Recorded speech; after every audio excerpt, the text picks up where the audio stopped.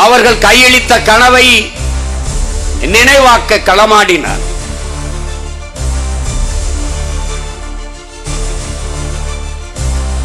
அடிமை வாழ்வினும் உரிமை சாவு மேலானது.